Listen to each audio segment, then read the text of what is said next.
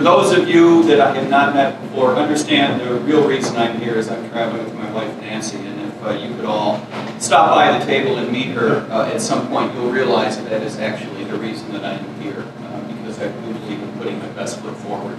I also want to thank you for being obviously the most friendly crowd.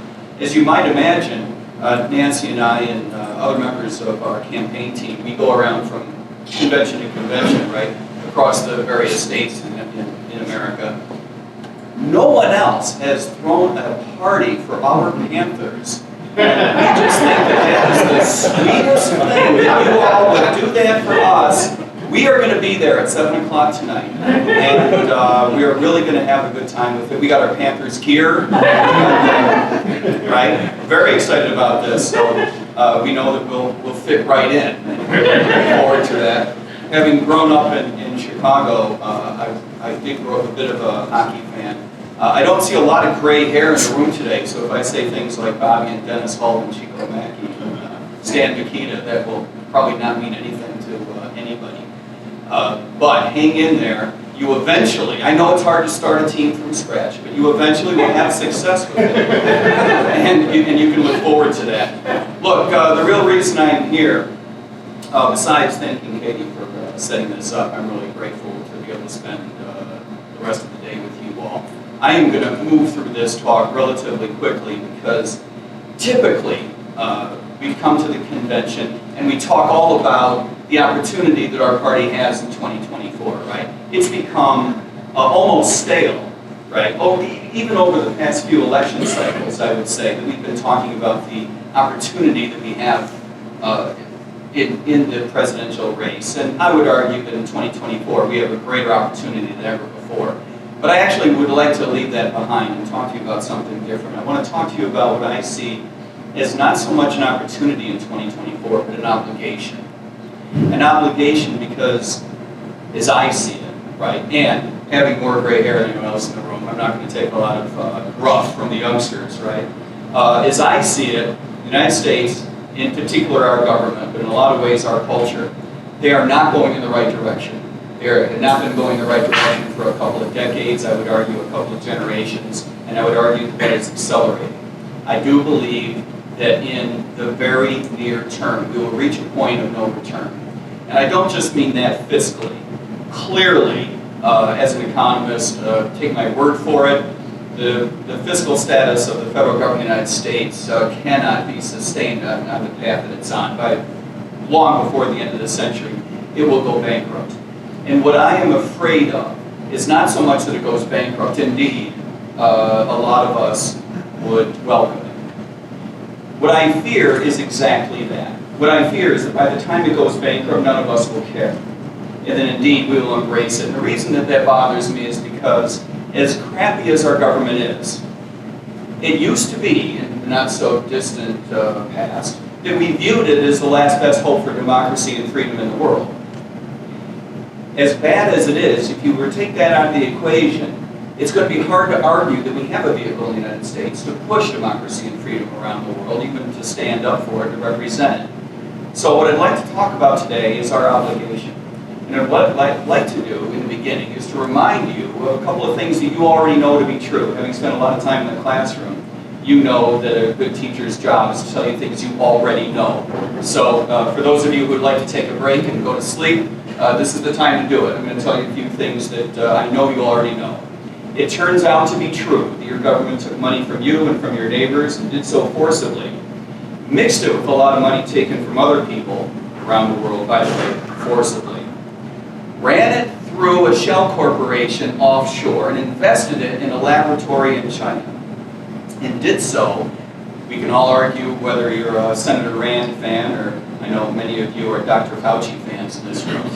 We can all argue about whether that was purposely for gain-of-function research or whether that was adjacent to gain-of-function research. But the truth of the matter is that it helped spawn the development of a virus that was otherwise not found in nature. It escaped from a laboratory, spread around the world, killed a couple of million Americans, killed a bunch of millions of people around the world. And I want to argue today that that is not the worst part of that story. Put a pin in it. Let me come back to that in just a moment. Because it turns out also to be true the money was taken from you and from your neighbors. It was pooled up with money taken from other people around the world, again, forcibly. Again, it was run through a shell corporation about which you have never heard a damn thing. And it was invested, again, abroad. It was put in the hands of individuals for the purpose of blowing, and this is a strange story that turns out to be true, for the purposes of blowing up a pipeline at the bottom of the Baltic Sea in what would have been considered less than a generation ago to be an act of war. And, interestingly, it would have been characterized as an act of war against the people of, wait for it, Germany. And if you were to listen to what the explicit objectives are of the people in the White House, ironically, it seems to have increased the flow of petrodollars to the government of, wait for it, Russia. It's going to drive up the cost of energy to the people of Germany by tens of billions of dollars. It will cost tens, probably hundreds of billions of dollars in the long run to the people who developed the pipeline. And as bad as that story is, and it's horrible, I would like to argue that none of that is the worst part of that story. I'd like you to put a pin in that. Let us come back to that in a moment as well. Because it turns out also to be true that a young man some months ago who works for the federal government of the United States decided that he had no choice but to either allow things to remain secret or to blast them all over the internet to his gaming buddies, which is a weird part of the story, but let's leave that behind. The oddness of the story is not merely that he felt like he had to choose between these weird two options. But I would like to argue that the most weird thing about that story is what the content itself was that was released, about which everyone is so upset. Even if you were to listen to the White House version of this, which is to say the CNN version, they would tell you that this information that was supposed to remain secret is so important because it does the following. It characterizes the war in the Ukraine as a losing battle from the United States point of view, that things are not going well, that you're not getting a good bang for your buck.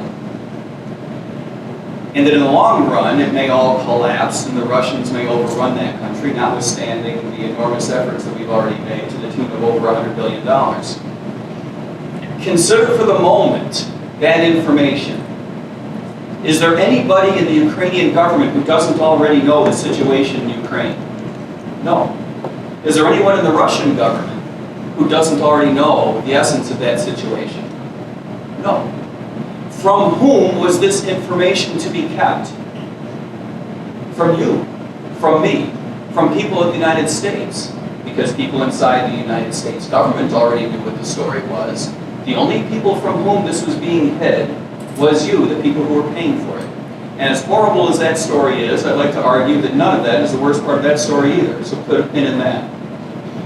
The essence of all of these stories that seem to have absolutely nothing to do with each other, I would like to argue that the reason that they are so important is because what they have in common is what matters. In effect, they have everything to do with each other. That yours is a government that operates in the shadows and does so for a very important reason, and only one reason. And that is because your federal government, we can all argue whether that's your state government as well, that having been to Nevada now, grand total of 20 hours, I don't want to insult the electoral officials that are representing you. Good. Okay. State governments too. The federal government of the United States does not operate in your interest. It operates in the interest of itself in order to bring power to the bureaucracy, for the aggrandizement, the power, the glory, if you will, of the people, the politicians, the men and women who are elected to run that government. And this is the truth of the matter that we have known in some sense for a long time, but are beginning to admit out in the open in an accelerating and more bold fashion than ever before. If you were to look at our economy, just to pick one example, if you were to look at our economy today, compare it to the 70s and 80s, it wouldn't look that different. But the way the American public views it is very different now.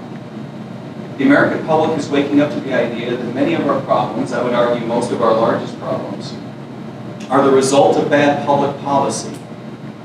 Gone is the faith, the blind faith, in the institutional structures of our government. This is not our fault. If we are losing faith, and I don't want to argue, I'm not one of these people who says it's a good thing for us to lose faith in everything and burn the whole thing down. At some point, we are going to have to burn the whole thing down, but let's put a pin in that and come back to it. I don't necessarily believe it's a good thing that we should lose faith in every last bit of structure that we have built over the past 200 years. But to the extent to which we have lost faith, it is not our fault. The bureaucracy and the politicians who run our government have proven that that faith was always misplaced, that we never should have been there in the first place in terms of blindly following our elected leadership. We are headed to a place that needs reversal. And I believe that we are headed there sufficiently fast that if we don't do something about it relatively soon, we won't be able to at all.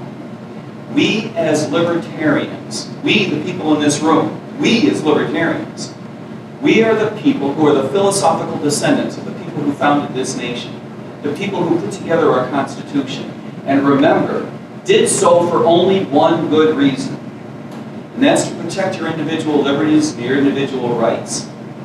Nobody crosses the Atlantic Ocean 300 years ago for any other reason. If we do not stand up for a delimited form of democratically elected government, for a pluralistic form of democracy, nobody else will. Does anybody in this room actually believe that a Democrat will stand up for your First Amendment rights, your Second Amendment rights, your Fourth Amendment rights? Does anyone in the room know a Democrat who can spell 10th Amendment? Yes, RFK. Maybe. Maybe. I hope we get to find out stays alive. I hope we get to find out. And I wish RFK were a libertarian, but he's not. He's a big government statist, and I love him for that. Does anyone believe that the Republican Party has any representative that is any longer standing up for fiscal responsibility? Will anyone in the Republican government say what needs to be said regarding war? The idea that war is evil. Will anyone in the duopoly say that? It's up to us, it's up to you. Consider how lucky we are to have, and someone pointed out, we have twice as many people in the room than a couple of years ago, right? It's fantastic. But even if that were to double and double again, and multiply that by 50 for all of the conventions going on across the United States, that is not a large number. It is up to each and every one of us to pick up a shovel, and I don't mean a small one. Not the kind of shovel with which you can dig your own grave. The kind of shovel that you can wield. The kind of shovel that you can use to get something done, and that you're going to have to choose how to do that in every which way. I'm a big believer in local elections. If you're not running for office, you've got to consider either A, how come, or B, who else is sitting at my table right now? I know there's only two of you, so you're going to have to figure out which one. Who else at my table right now ought to be running, whom I can support for running for a local office, because there are few ways better than that to get our message out. For me and Nancy, this is our way of getting our message out. I believe that we need to take advantage of the presidential election cycle because it's a unique phenomenon. The American public is ready for a libertarian message, but they are ready to hear it in the context of a presidential race, because that's when people start to pay attention to a race among whom they believe to be individuals. The American people don't largely consider the presidential race merely a competition among philosophies, as much as we wish they would. They still believe it's a competition among individuals to a certain extent. And for this reason, we believe that we need to run a race that is particularly characterized by credibility, by professionalism. We've already put together a team of 11 paid people, lightly paid people. Let's not get carried away. We're running a policy forward campaign. You've heard us talk about the Gold New Deal. This is our way of committing to a policy platform from which we cannot back down. It's already got its own URL, it's already got its brand. Somebody bought the last hat today that's branded Gold New Deal, so that we can't back down from it. This is our commitment to run on the other side of the nomination based on a very, very bold platform. Why? Not merely because we believe that it's the right thing to do for the Libertarian Party to spread the right message. And yes, I do wish that past political campaigns representing at the national level the Libertarian Party had that attitude. But let's not forget that the other big reason that we need to run a bold policy-forward platform is because it's the right strategy. We must differentiate ourselves from Republicans. We must cleave a hard edge for ourselves against the Democratic politicians. Our job is not to find common ground with Republican and Democratic politicians. Right. Our job is to find common ground with Republican and Democratic voters. Most voters in the United States have a libertarian streak. We need to give them the opportunity to recognize that in themselves and to find us as representatives of that libertarian streak. For this reason, we need to plant a flag in the ground, raise it high and starkly and clearly. We must differentiate ourselves from the other parties so that the people who are looking for a libertarian representative can find us, because they're not going to find it in the Republican Party, and they're sure as hell not going to find it in the Democratic Party. This is our obligation. It is not for us to say we merely have a political opportunity, we're going to take advantage of it, we're riding on the coattails of the other parties. That's not how this works. We have a big opportunity, yes, for reasons that include the fact that the other party's leadership stinks. We recognize that. But that doesn't fulfill our obligation to merely point that out. If their leadership were terrific, would that in any way change our obligation? Absolutely not. Indeed, one might argue that if their leadership was terrific, we'd be in bigger trouble. Remember where authoritarianism comes from in a democracy. In a democracy, and remember, going back a generation or two, we used to make fun of nations that would fall toward authoritarianism if they started out with the democratic process, saying it could never happen in the United States.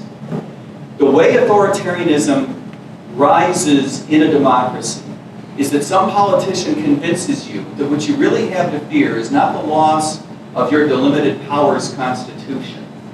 What you really have to fear is not, in any sense, a loss of your civil liberties. What you have to fear is that other idiot coming to power. And if you give me more power, I'll protect you from that. Does that sound familiar? One of the reasons why we have such a big opportunity in 2024, of course, is because both of the Democratic and Republican parties have left behind their policy agenda from a generation ago. In no real sense is the Democratic Party today, or even the last 20 years, in any sense anti-war. In no real sense is the Republican Party fiscally conservative. You have to admit that the number one policy of each of those two parties is to keep the other one out of power. That's where authoritarianism comes from. It is growing, it is accelerating in the United States. It is therefore our obligation to stand up against that. If we don't, nobody else will. This is where our opportunity comes from, but this is also where our obligation comes from. This is our call of duty. Thank you. Thank you for listening. I really appreciate it.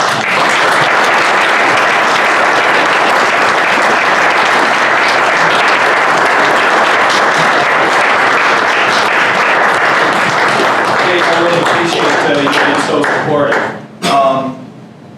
We have time for a couple of questions, but we have a new rule for those of you to whom I haven't spoken about this up until today. We have a new rule for questions, and I know that this is going to disappoint a grand total of nobody in this room, but I'm going to share what the rule is anyway. The rule is no more normal questions, okay? Weird questions only. Is that okay? I can already see you smiling, sir, so I already know that this is not going to hold you back. I sense it's not going to hold you back. Yes, sir. Oh, I'm sorry. I thought I saw a hand. Anybody with a question? We can start out with a normal one. Boxes of briefs. Yeah. By the way, for those, you don't have much gray hair, but you probably do remember. For the youngsters in the room, Bill Clinton was once asked out in the open by some googly-eyed 23-year-old, boxers or briefs, right? And he giggled and said, well, you'll have to ask my wife about that. That is the wrong answer. The right answer is that what are you doing running a campaign that is not sufficiently policy forward, that you have invited people to ask you such a silly question, right? Now, for us, of course, I've just said we can't have any normal questions. That is true. But nobody in this room is normal to begin with, so I'm really not afraid that we're paring back your opportunity to ask questions. Bill Clinton, interestingly, I'm glad you brought him up because there is something that needs to be said about Bill Clinton. I did campaign against him tirelessly in '92. In the early '90s, I thought I was a Republican. Having said that, I also thought that George Herbert Walker Bush was a Republican, and we found out we were both wrong. We found out he was a Democrat and I was a Libertarian. So that's a good thing. But campaigning against Bill Clinton in '92 does teach you something. And that is that you can be successful, not in pushing an agenda, but you can be successful as a politician if you are fairly without an agenda. Remember that politicians, especially those that are successful, are not leaders. Successful politicians are typically followers. They define themselves in the image of their voters. Bill Clinton turned on a dime over the next 4 years and came out with a different agenda in 1996 and won all over again as a completely different dude. And that is why he was asked boxers or briefs, because he was running on a cult of personality. If there's anyone who's concerned about this, don't worry. I am not the charming good looks candidate in this race, as though that needed to be said. Yeah. Two things. First, thank you very much for coming and speaking to us. Oh my God, it's absolutely my pleasure. Thank you We're a for small state, and I'm thrilled to get the attention from both you and others. But my real question is, if you were to get the attention of some normie or some mainstream media person, Yeah. you get the chance to represent us, the Libertarians, in front of and before people who don't know who we are. Yeah. What is your elevator pitch for who we are as a party and what we're trying to accomplish? That we represent your values, that you recognize in yourself a couple of different things. One is that you believe in a delimited power style of government. You believe in the Constitution. And you recognize that our government has drifted away from the Constitution. And in large part, we now live in a post-constitutional America. And you miss that. And I know you miss that because you believe in the America that's full of traditions of tolerance that we have absolutely left behind. The Republican Party is no longer tolerant. The Democratic Party hasn't been tolerant in any real sense for almost a generation now. You recognize the traditional values in America that is inherent in immigration policy. We're a party that believes that we should have a more pro-immigrant and more pro-immigration policy. I would say that those are two different things because it's good for us economically, it's good for us culturally. Immigration is one of those things that defines America as a nation, and for all of the best reasons. We are not a party that would haggle over the silliness between the Republican and Democratic Party over immigration. We would be the party that would actually fix that, because we're the party that recognizes, when I worked for the White House, for example, we could vet somebody in from a cold start in 90 minutes. Think about that. We could clear someone into the White House in 90 minutes, but to come into the United States, it takes 11 years. Something's wrong. And that's not just a policy problem, that's a values type of problem. So if you want to be represented by the values that you actually believe in, you should be voting Libertarian and stop wasting your vote. I believe that you're wasting your vote if you don't. If you don't vote for your ethics, if you don't vote for your values, if you don't vote for the type of government that you actually do believe in, you're wasting your vote. And that's a bad strategy. So you want to talk about strategy, I think that that's a bad one to vote for the duopoly. The other thing that needs to be said, and I believe that Americans are much more ready to hear this than even a dozen years ago. The reason our anti-war message is so important, is going to be so well received, is because it is no longer true that most Americans can point to a military intervention and say, that was a good idea.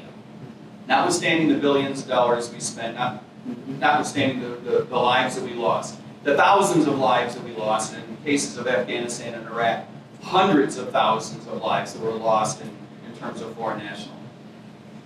No one would say that any of those were a good idea. Libya, Syria, obviously Afghanistan. Nobody in America wants to go to war with China. Very few Americans could find Taiwan on a map. Most Americans until 2 years ago couldn't find Ukraine on a map, and I'm going to go out on a limb and say most Americans today couldn't find Ukraine on a map. You have to admit, and for someone in my generation, this is not easy. I had to come to this over time. So forgive me for being born in 1961. But this is something you had to come to. Looking at United States foreign policy, looking at our military interventions, and looking at our armed forces, you have to admit, when it comes to war, we're not good at it.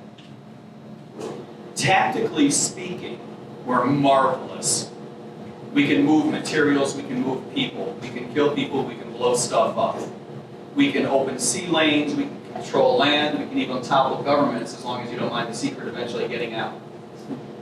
But at a strategic level, it is not true that military interventionism has achieved things the American public would point to and say that was a good idea, that was in long-term interest of the United States population. It's just not true.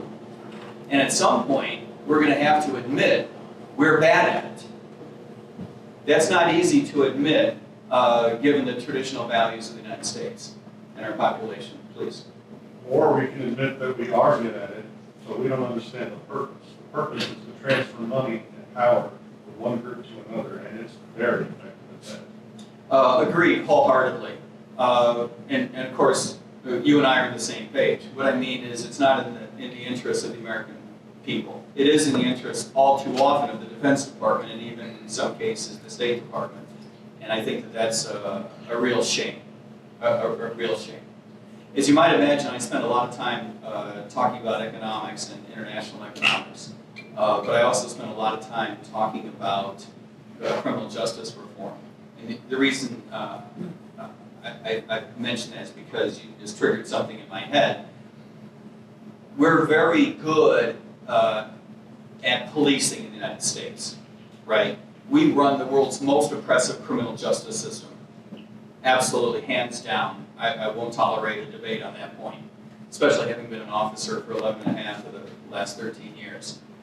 But do we operate that system in the interest of the American public? I would argue that we don't. We need to make profound changes in the way, not only getting rid of the prohibition on drugs and how we legislate things, but I would argue, just as importantly, fundamentally, we need to change the way we manage police officers. Not because we're bad at it tactically, but because we're so bad at it in terms of achieving the longer-term interests of the United States. One more question, even if it's normal, but it won't be. I can tell right now this is not going to be a normal question. Sorry to disappoint. Yeah. I agree with you that as a candidate, one of your most important goals is to make our elections more about policy and to get our policy out there as libertarians. Sure. For the first time in recent history, we probably won't have 50 state ballot access for our presidential candidate. It looks like that today. Will you be going to those states where there's no ballot access to spread that policy? Is that part of your campaign's plan? It is, but probably not much on the other side of the nomination.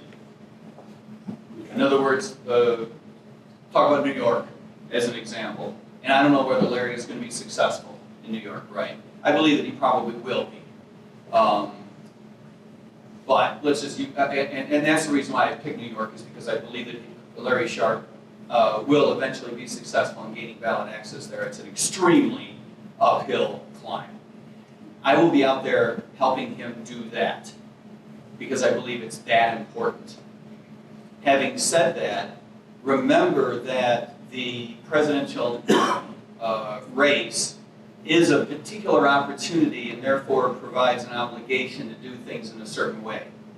And that means taking advantage of people's interests. If people are disinterested because we don't have ballot access, that necessarily means that we're going to have less uptake and less interest in some of those places.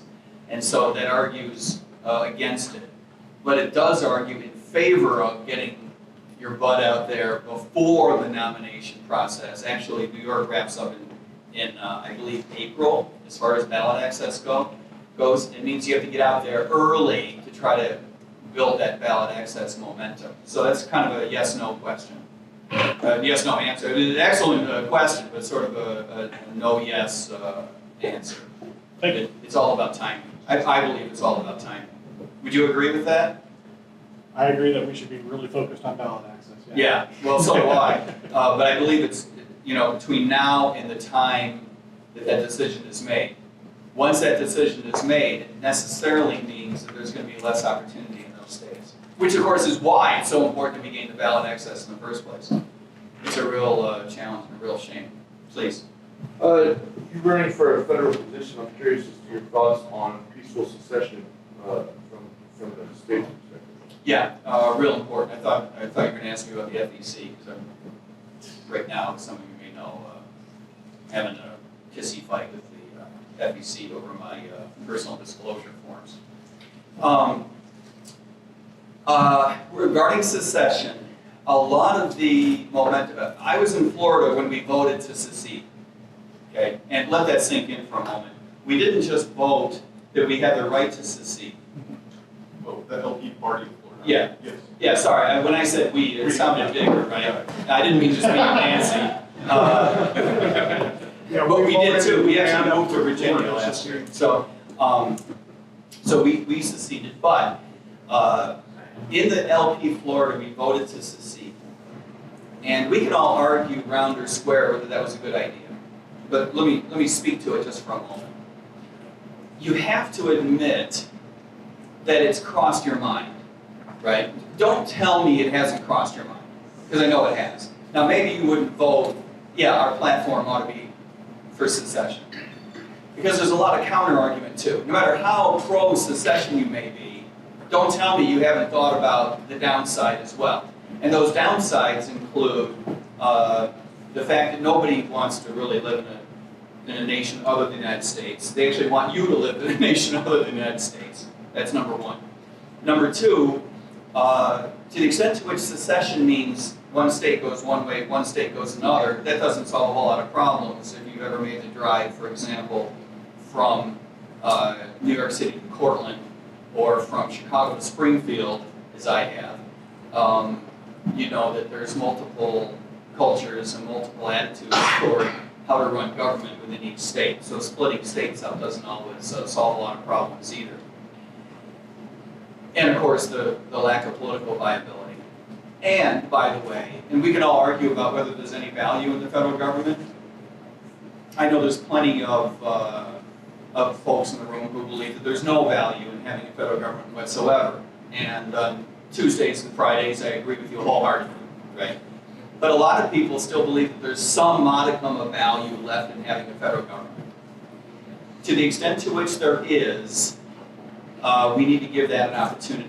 And we may find out over the next generation that we were wrong. Minarchy was silly. We need to go straight for anarchy. I don't know that we're all there yet. Okay. Having said all of that, our feeling on our team was that we had to give the federal government one last shot. And so the flagship proposal under our platform, we call the Gold New Deal. By the way, the reason it's called the Gold New Deal is because we're sort of poking the bear of the New Deal. Right? We believe we need a fundamentally new relationship between us and the government. We need to get rid of FDR's New Deal specifically. But the flagship element is giving states the right to opt out of federal supremacy and to opt into a unilateral form of nullification as a way to capture the essence of what we want from secession, for states to be able to chart their own political futures without going full secession. So, if you believe in nullification, imagine a world in which you could opt out of, through your state legislature, you could opt out of the federal bureaucracy overhanging on you. You could resolve conflicts between federal legislation and state legislation in state courts. That's very important. Imagine if you had that opportunity. This would require an amendment to the Constitution. Those who have looked at it and want to tease me about it have said, well, why don't we just pass the 10th Amendment over again, and this time, say this time we mean it. Which I think is a fine strategy, right? I just don't think it will work. I don't think the American public is going to support passing the 10th Amendment over again and saying this time we mean it. So I believe that we have to be more explicit and give states the right to opt out of supremacy and opt into nullification. So again, that's a bit of a no and a yes answer. We're not going full secession. We're trying to capture that energy and frustration and put it in a more what we believe to be a more positive direction. Does that make sense? And it's okay if we disagree on this. Yes, sir. What are your feelings of the usurpation of freedom and liberty with the use of digital technology, primarily in the economy and also on the social level with the digital currency and socially as well? The digital currency potentially offered by our central bank, by the Fed. This is that where you were going? Yes. Yeah, huge problem, obviously. Obviously, everything I have said precedes me. I'm a big advocate of ending the Federal Reserve System, not only because I think the Fed is a dopey idea at this point, but because as a professional economist and someone who's spent so many hours and days, weeks, and years working with Federal Reserve economists, I understand how it has to happen. I understand why it's so important, and I understand how to get it done. So, How are those laws being implemented now that are laying the foundation for the digital currency? Where are we at right now with that, and how close are we getting towards that? operationally, we're on the doorstep. Legally, we still have a couple of years to go. I don't know if that's the good news or the bad news. Operationally speaking, the Fed is going to be ready to issue a currency at a wholesale level later on this year, and I believe that within a year or two, they would be operationally, technologically in a position to issue it in a retail fashion. Like I say, certainly within 2 years, and possibly faster than that. The Fed says that they're waiting for federal legislation. Let's hope that they mean what they say, because there are those in Washington who believe that they could probably claim the authority to do it today, because they already have the authority to issue currency of a different matter, but they say that they're waiting for legislation just to make sure we're level setting here. The reason this is so important is because the Fed wants to issue a digital currency on blockchain technology that would allow the federal government to record metadata and potentially specific data about every transaction that takes place with this digital currency everywhere around the world forever. Let that sink in, by the way. If it doesn't send chills up your spine, it's because I have misspoken. This is arguably the most dangerous technology invented by anyone. This to my mind, makes AI seem tame in terms of the danger that it could present. Having said that, the other reason that we don't talk about enough, but the other reason it's so important to keep the Fed out of the issuance of digital currency is to allow the markets for digital currencies to evolve the way they should. We don't yet know whether Bitcoin or Ethereum or something else is going to take off and trump the others, as an example. We don't yet know, but we are about to hit an inflection point in terms of the development of the smart economy. We don't yet know how the rules are going to evolve to maximize the benefit of that new economy. We're about to find out. But if the federal government gets involved and imposes regulation, particularly if it does so to favor its own currency, then the development of the modern economy could really be undermined. And that would be a shame. That's what I worry about. Not just the privacy issues, but undermining the development of the brand new economy, which could make everything up until now look quaint as soon as 25 years from now. It could be as disruptive in a positive way as the internet. The development of blockchain technology in combination with the digital currency in combination with artificial intelligence, I believe is going to double the efficiency of the American economy and around the world a generation later.